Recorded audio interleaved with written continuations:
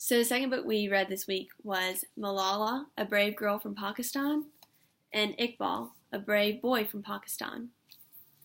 Malala's story is about how, and these two are two stories that are based on real lives.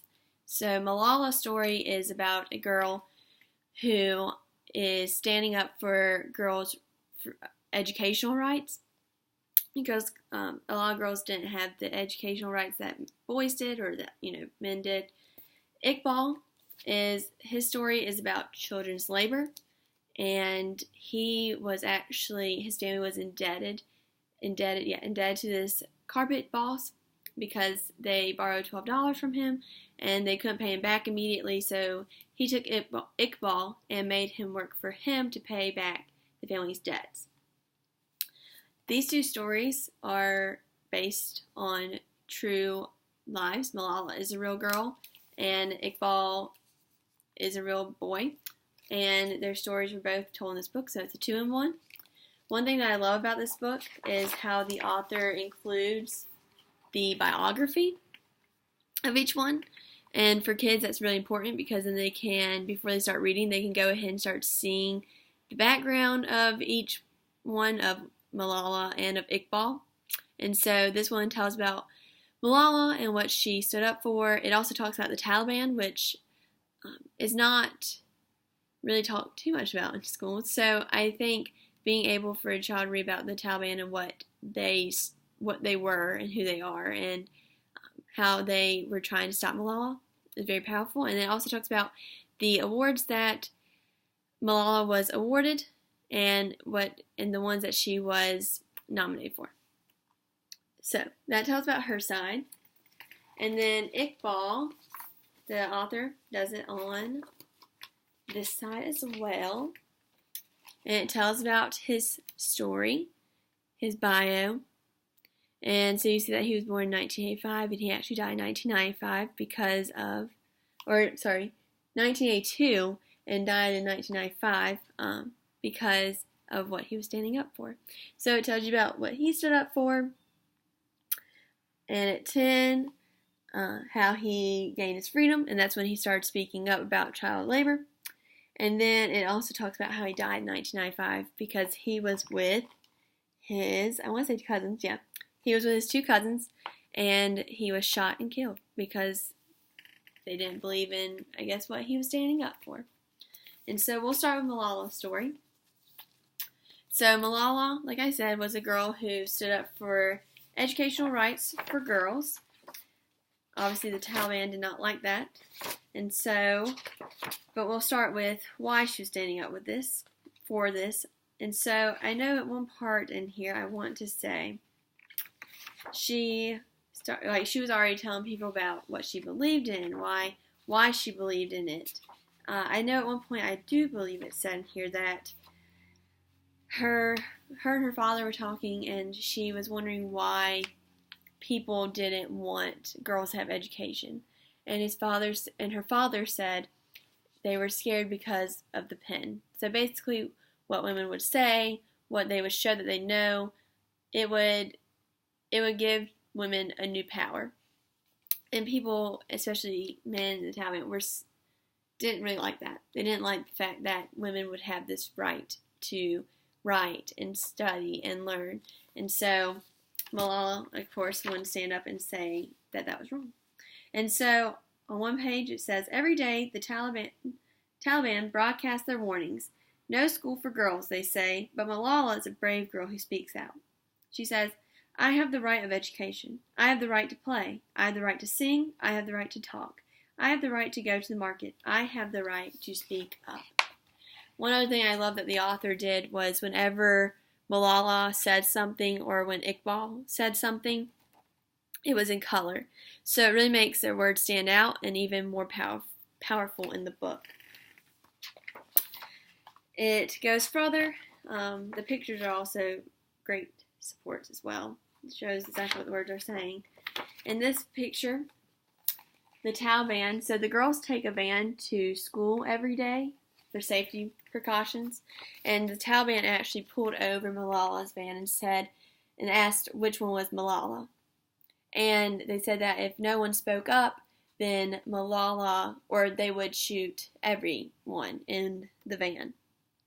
So Malala spoke up and said that she was Malala, and the Taliban actually shot her in the head. And I want to say in the biography, it went through the neck and to the shoulder. And she actually survived, and on Malala's 16th birthday, before world leaders, she speaks out again, stronger than before. She says they thought that bullets would silence us, but they failed. One child, one teacher, one book, one pen can change the world. You can see her standing in front of world leaders, telling her story. And then there's this beautiful picture right when you're transitioning to Iqbal's story.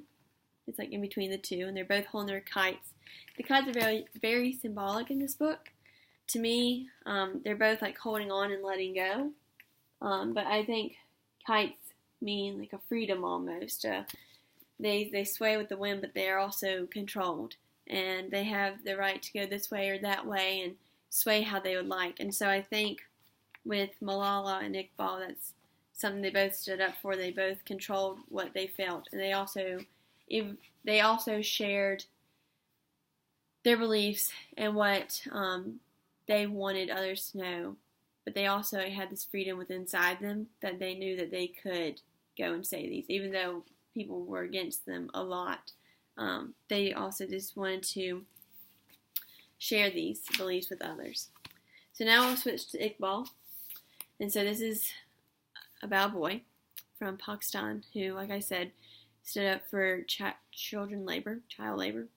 And so I didn't really know much about Iqbal. I didn't really know much about his story. I knew a lot about Malala because it was really broadcasted all over the news. And many people knew about her. She was spoken about for a long time. But Iqbal, I didn't hear much about. And so he was born, like I said, in 1982, and then he died in 1995 because of being shot. And so he was taken into the carpet factory, and he was chained to a chair so he could escape. And to know that he was only, I will double check though, he was only 4 years old. And he was forced to work into this carpet factory. And you can see other children also chained and working on these carpets as well. And so one night Iqbal was walking home and he saw that there was an announcement and that the loans that hold children like Iqbal in bondage were forgiven. And so Iqbal was free. And so when he found this out, he took that notice and ran to the carpet factory and told all the other children in the carpet factory that they were all free and that they no longer had to work for the carpet boss, which was very impactful.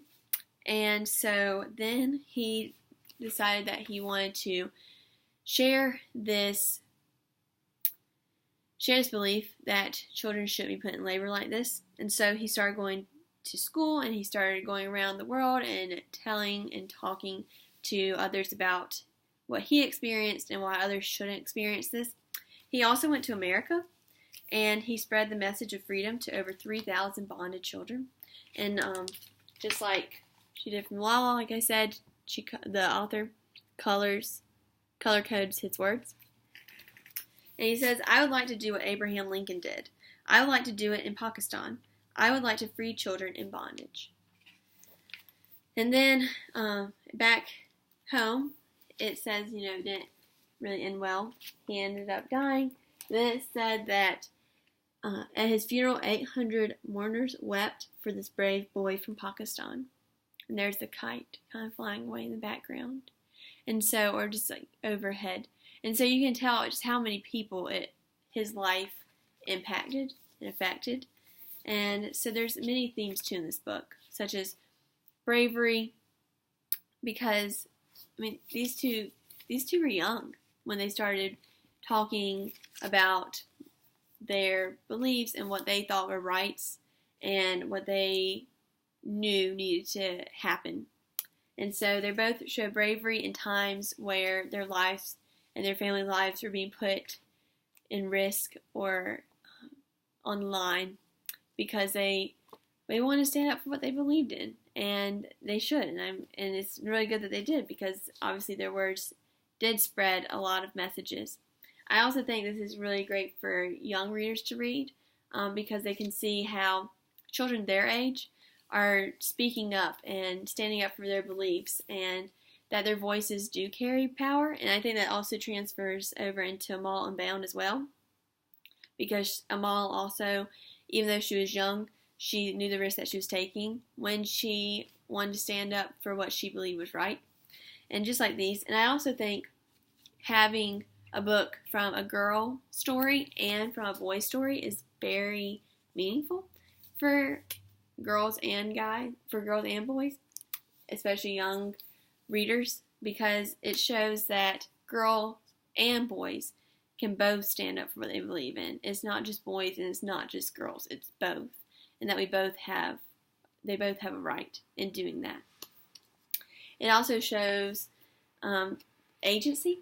I would say the kids, Malala and Iqbal, both showed agency when taking and stepping up to the plate in order to stand up for what they believed in. And I just can't wait to share this story with my future students. It's very powerful. The stories that they both share are just stories that you don't hear a lot of. Now we hear a lot of children standing up for what they believe in.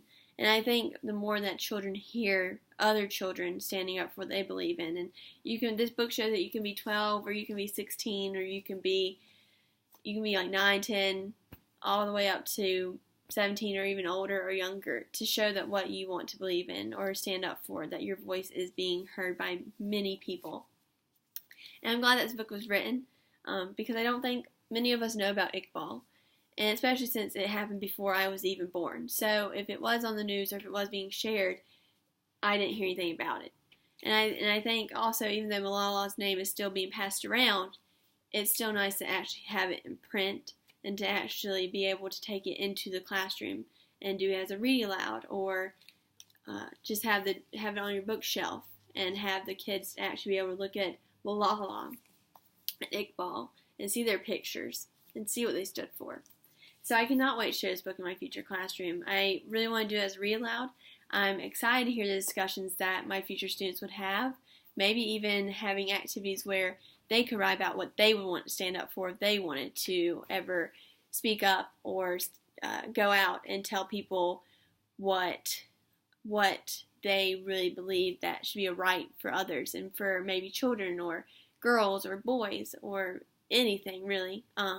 And so I think that this book really gives a good guide, a good mentor text in doing that. I also think it'd be something that they could maybe, like, what risk would they be putting on the line, or in order to stand up for what they believed in.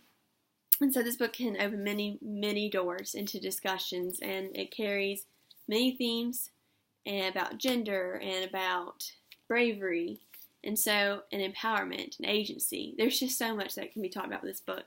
So I'm excited to share it in my future classroom, and I'm very, very excited to see what their discussions are going to be.